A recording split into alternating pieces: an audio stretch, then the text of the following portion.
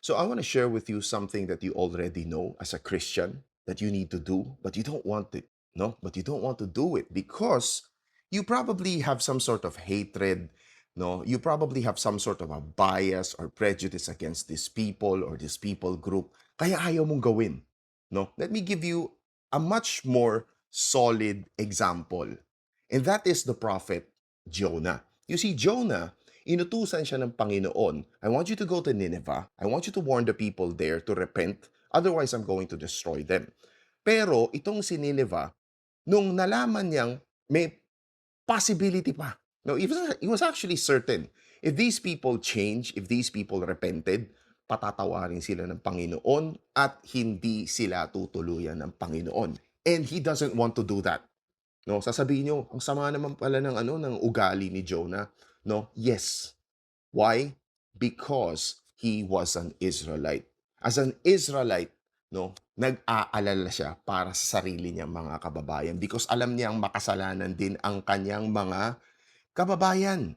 No? He doesn't want them to be destroyed because he knew that if he goes to Nineveh and he warned them, they were going to repent. They're gonna be extended, no? Yung oras nila, hindi sila i-judge ng Panginoon, and God is gonna use them to punish the Israelites. So ayaw niya mangyari yun. He knows it's gonna be really, really bad for Israel.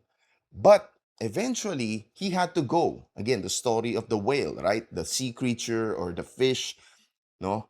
It swallowed Jonah and spitted him, no, dun sa beach. He went to Nineveh and he eventually, hesitantly, reluctantly preached to these people. Alam mo nakakaloko he didn't give a long sermon. In fact, it was one sentence. Sabi niya, you got 40 days and it's over for you.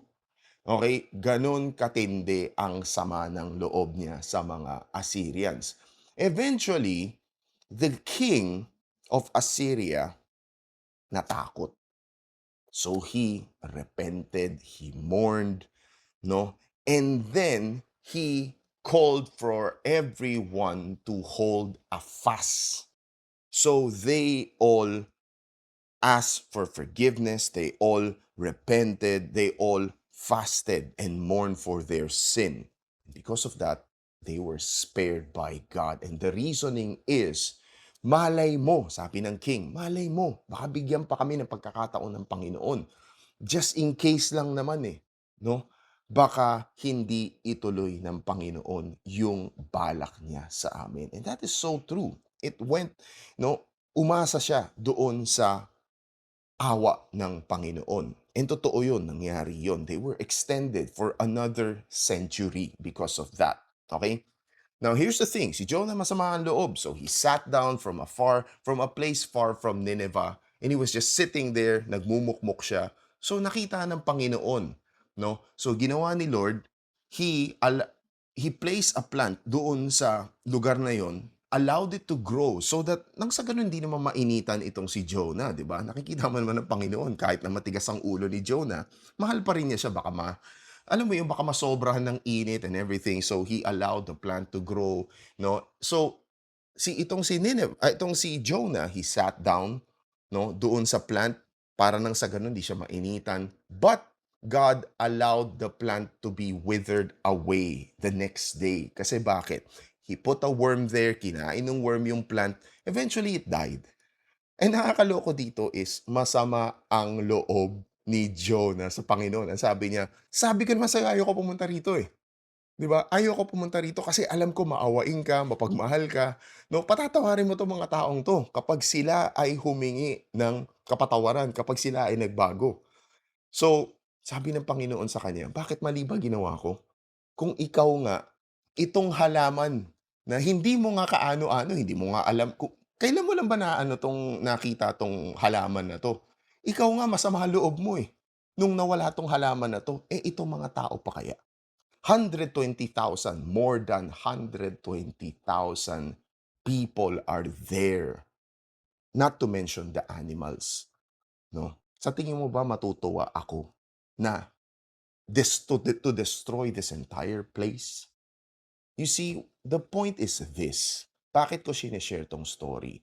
Because we as Christians, minsan nangingibabaw or sabihin ko ng madalas nangingibabaw ang sama ng loob natin towards yung mga taong may kagalit tayo. Yung mga taong hindi natin gusto. And we think that it's okay. We're saved. You're okay to die. You're okay to go to hell. And you don't want to do anything about it, even to pray for them. But I want to remind you kung ano ang sinabi ni Paul kay Timothy. Sabi ni Timothy, sabi ni Paul kay Timothy in First Timothy chapter 2 verse 1 to 4. Sabi niya, I urge you that requests, mga prayers, mga dasal, mga requests, no? Intercessions. Ano ba ibig sabihin ng intercession? You pray on their behalf. You pray for them. They don't want to pray to God, you pray to them, no? Thanks be offered on behalf of all people. Sabi niya, they don't want to give thanks to God. You give thanks to God on their behalf. You pray on their behalf. Okay? Not because you like them, but because you have to do that as a Christian. Okay? Even for kings and all who are in authority, even the politicians that you hate, even the leaders that you don't like, even the president, even the mayor, even the barangay chairman na hindi mo trip, ipagdasal mo sa kanila. The reason why is because you want to lead a peaceful and quiet life in all godliness and dignity. Gusto mo kasing maging maayos ang komunidad mo, ang society mo, okay? Ang bansa mo. And such prayer is good and welcome before God our Savior. This is something that He wants you to do. Okay? Doesn't matter what you feel like. Doesn't matter kung ano ba ang pakiramdam mo towards this particular person. Since He wants all people to be saved and come to the knowledge of the truth. Just like si Jonah, di ba? Just like the people of Nineveh. Alam ko itong mga taong to hindi naniniwala sa akin. But just go there, preach to them, talk to them.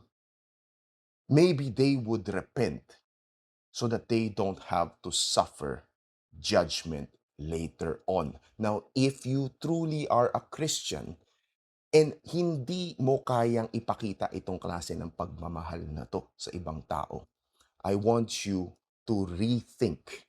I want you to reconsider. And with that, God bless.